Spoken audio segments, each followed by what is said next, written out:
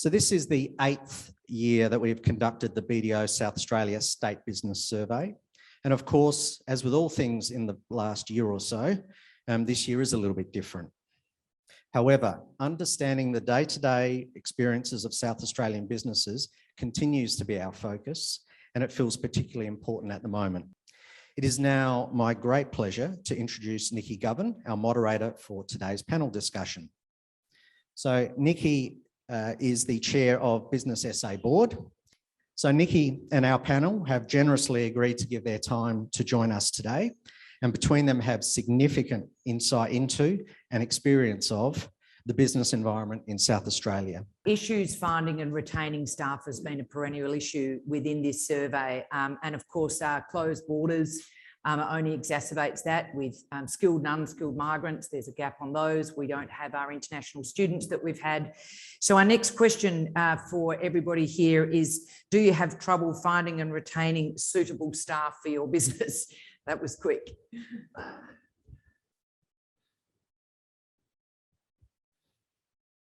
we're going to ask a second part question to this one. So I'll just let those results just come on.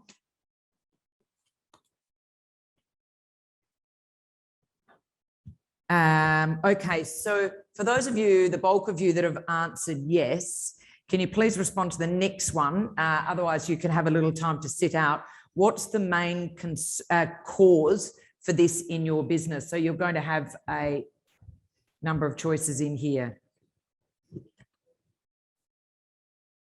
So for those that don't have that, we've got shortage of suitability, qualified candidates, difficulty attracting applications, difficulty finding persons with a cultural fit, intense competition for the same skills, poaching from competitors, the demands of the role, or other.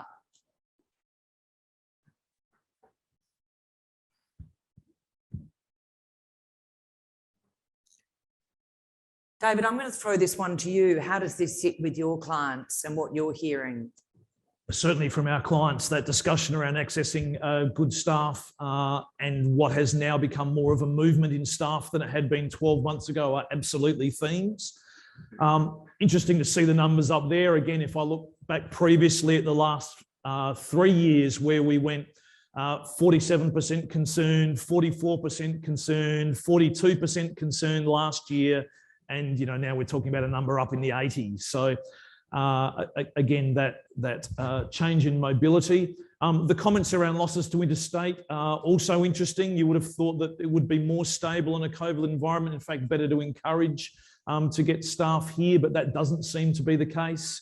And we even see that with transfers, despite when we talk to our colleagues and other contacts interstate about how tough it is in their environment in Sydney and what it had been in Melbourne. We're still seeing that movement in staff. And then the enormous changes around how you try and engage with staff in what's become a very technology-based environment. How do you balance work from home? How do you continue the culture you build up in your business around that team when it's spread and diversified and you're having to do it on the other end of a computer screen or an iPad or a mobile phone? So there are lots of interesting challenges in that regard. So it's not surprising to see that there are difficulties.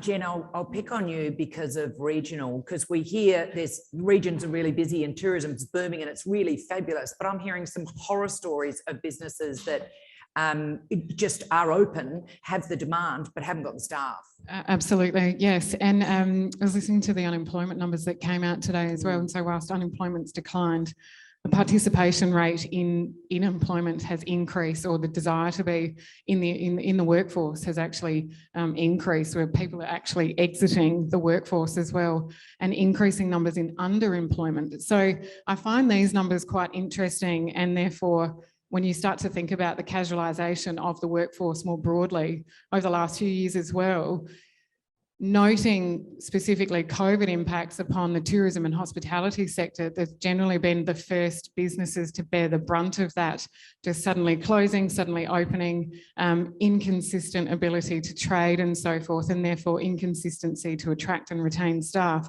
I think there's a full picture to these numbers and amongst the unemployment rates as well too, whether people want to continue to work in the workforce, whether the jobs that we have out there, including full-time equivalency, actually meet their needs and so forth as well. So it's a bigger picture conversation, but coming back to a regional perspective and wine tourism specifically, I think hospitality and tourism, because it's been hit so challengingly over the last 12 months, it's just not an attractive sector of the workforce anymore if you would like to actually have an income, a stable income.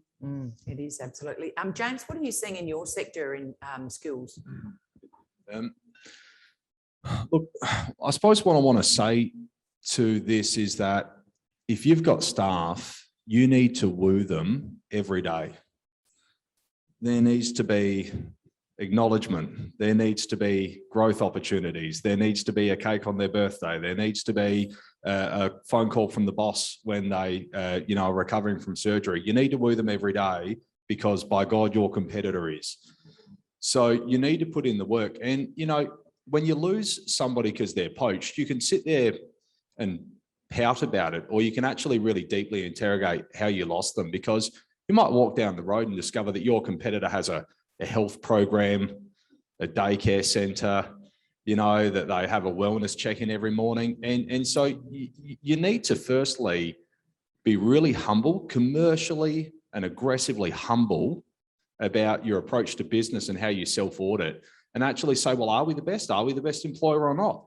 Because the day of somebody just blindly staying with you till they get their gold watch of retirement, they're long gone.